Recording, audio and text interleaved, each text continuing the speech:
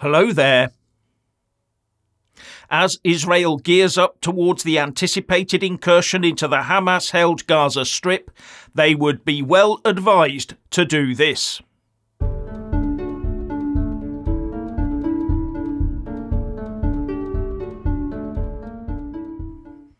The lines are being drawn, and the stage looks set for an imminent attack by Israel on the very densely populated Gaza Strip. Collateral damage in the form of civilian casualties is assured, especially if the Hamas regime forces the population to stay put and not move away from certain areas as advised by the Israelis. But when the Israeli Defense Forces do eventually get the green light, Israel and its supporters will be well advised to stay any feelings of leaping into the air and celebrating the retribution. Thus far, Hamas supporters have celebrated the actions of those terrorists last weekend long and hard, and in doing so have drawn the disgust of the right-minded people. The Israeli military needs to be left to do their job unhindered by calls for restraint, a restraint that would cost them very dear in the future, were they to heed those calls. And emotions must be running high in Israel. But this operation must be seen to be run in an efficient military fashion without emotion clouding the issue. And that applies equally to the response to this action by both the Israelis and their supporters. The military should show no restraint to their lawful actions and keep them lawful. But if it wants to be seen as different to the Hamas terrorists, Israel should mourn with those who lose innocent family and friends during these difficult times. They must heed the concerns and worries that the wider global population has. They should take what actions they believe are necessary to defend themselves and their future, but in so doing must recognise and pity the plight of the innocents. This should not be a time for Israeli elation, even as Hamas terrorists are identified and dealt with.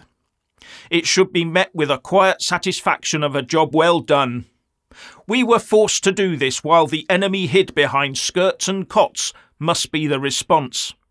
Because hiding behind skirts and cots after attacking the unarmed and those in skirts and cots is what Hamas does.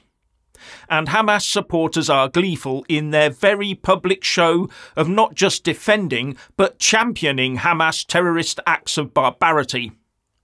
Now, the Israelis have telegraphed their intention to take out Gaza City by advising citizens in the north of the Strip to move south.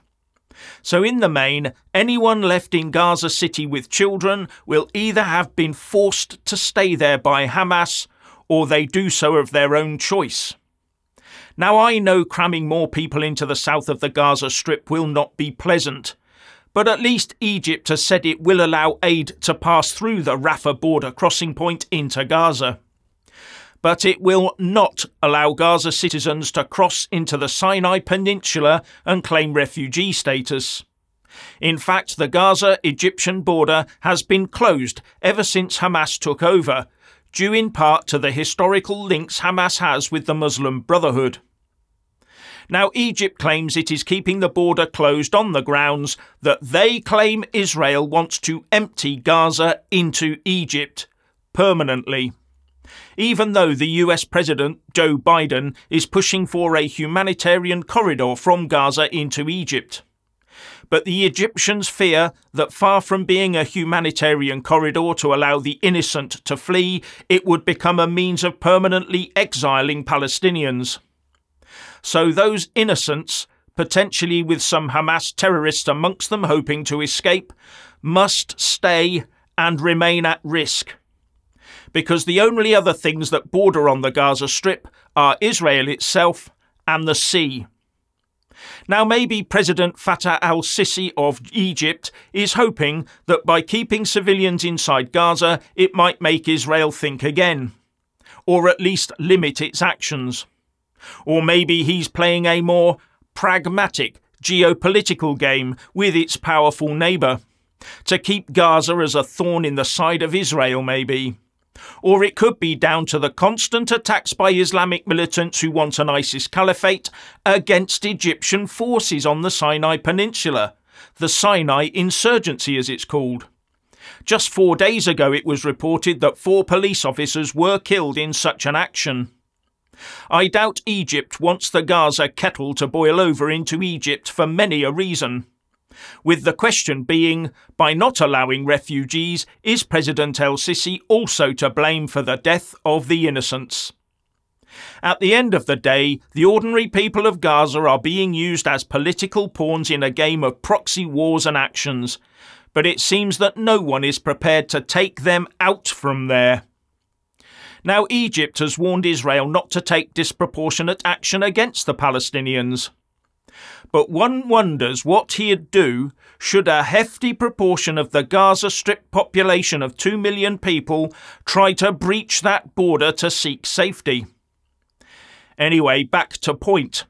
I would surmise that Hamas is anticipating the same reaction from Israelis to their upcoming military action in Gaza, as was shown by Hamas supporters across the world after the atrocious and barbaric acts of Hamas operatives. And if that was the Israeli response, then it would fuel further anti-Israeli sentiment and possibly, or maybe probably, violence against them. And it's bad enough already without them taking any direct action. Celebrations, or even the suggestion of celebrations while innocent people, especially children, are dying, would go down like the proverbial lead balloon. Maximum restraint must be shown in any reaction to the Israeli military operations. Leave the enemy to flaunt their atrocities and dance on graves, because that is not a good look. But you can bet your bottom dollar that pro-Hamas types will be out in force in all capitals across the world, except Paris, where pro-Hamas protests are now banned. They'll be out wailing over their dead while celebrating every IDF soldier that is killed. Israel and its supporters must rise above all that if it wants to be seen as a nation forced to take extreme action to defend its very existence. Otherwise, the world will see both sides in the same light.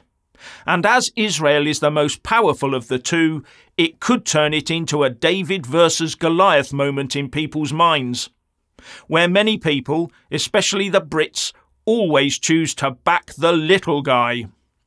Israel might be the little guy in the wider Middle East facing the likes of Iran, but it must not get sucked into a situation where people are only judging their actions against Palestinians in the Gaza Strip. And an easy way to fall into that trap would be to celebrate their upcoming actions in Gaza in the same way Hamas supporters have done. Although looking at the numbers, last weekend's atrocities in population terms was equivalent in size to 10 9/11s where Israel is concerned. Not helped by Hamas apologists circulating claims that the heartrending photo released by Israel is fake. When the footage released of the camps broke as the Second World War was coming to an end, people believed it. They could see it was true. No one then could fake that stuff. But nowadays tech can manipulate just about anything. So it's sadly easy these days to just shrug and say Photoshop or artificial intelligence to try and dismiss such evidence. And that is exactly what is happening today.